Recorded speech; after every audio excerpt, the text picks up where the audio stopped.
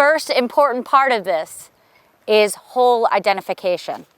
So when you're walking on the beach, we're looking for these holes that look like a figure 8 that's squished together. So I'm walking around, and knowing that softshell clams and steamers live in this intertidal area where at high tide the water's covering it, low tide the water goes out, that's where I'm going to be looking for these softshell clams. And here at Scudder Lane they tend to be a little higher, so you can actually dig after low tide for quite a bit. So I'm looking around, I see some small holes, but the smaller the hole, the smaller the animal is. And for steamers or soft shells, they have to be at least 2 inches. So we're gonna keep walking around, and right here, I can identify 2 holes. Now in a really good spot, there's gonna be a lot of holes together. There was one area we just did, we surveyed with 60 steamers per square foot. And that's a really awesome spot. So, all right, walking further down, I picked this hole out earlier. So we have some beautiful, you can see, sometimes if you do a little steamer dance, which I like to do for the kids, sometimes they squirt up. That's how my grandpa taught me.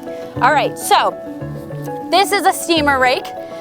You can see it has the long tines, the short handle, and I'm left-handed, so I hold the rake handle in my left hand, your dominant hand, and the tine part like fingers with my right hand.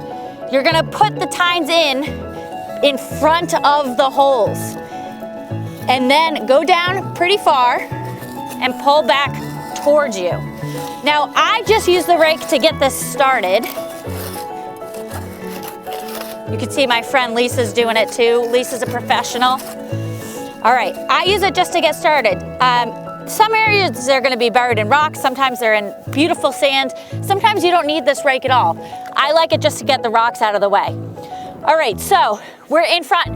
Now the reason why I didn't go behind, when I pull that towards me, I crush the animal. There's about 17% breakage with steamers anyway, because they are the softshell clam, and they're just very fragile. So I'm gonna continue digging that hole down, still going with where I went with the rake. So I'm not even digging in line with where that animal's gonna be yet. I'm gonna go down at least 6 inches. Steamers live down 6 to 12 inches. So we wanna get kind of down to that level. Once I'm down there, I start caving in my hole. So cave in that hole, and we're actually gonna come at it from the side. The larger the animal is, the deeper it's gonna be. So if I have a really big steamer, it actually means that its neck is longer, so it's gonna be much farther down. It's gonna be closer to 12 inches than 6 inches. All right, so this hole is starting to get watery, it's starting to cave in. And see, we came in right from the side. There's your very first steamer. And you can see it's gaping. It's got that soft shell. It has this neck. Those are the 2 siphons. So that's how you can tell. Those are the 2 siphons, in current, ex current. So drinking straws, drinking in, spitting out. That's what you're seeing with this hole. So you can see this was its hole. That was the animal underneath. And look, squirting out. Very fresh. Awesome. Now you can continue with this hole. And you can keep going that way, and you can keep getting, look, I got a second one. Now this one actually looks kind of small, so we're gonna come over here. I have my trusty 3-in-1 gauge, 3 inches used for oysters, 2 inches, that middle hole, long-wise, used for steamers, 1 inch used for quahogs. So we know this one is obviously larger than 2 inches. The neck doesn't count, we're just measuring the shell. But how about this one? Oh, it just barely makes it. So that's a keeper. That's a perfect, just little over 2-inch steamer.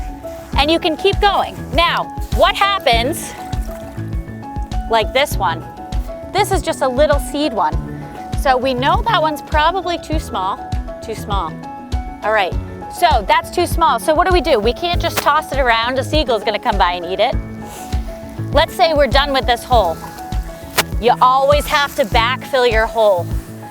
And I know you think, oh, the tide will backfill that hole for me.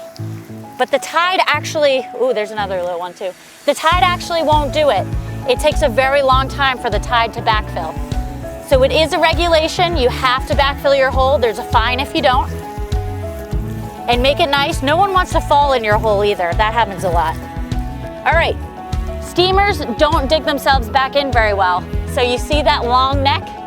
We're gonna just stick that down. We're gonna do like we're planting seeds. Make a hole there, put that right in with the neck sticking out. And here's a teeny tiny baby. We're gonna make another little hole and put it right back in. So you have to plant those. We backfill our hole and we we planted our seed, and these two are keepers.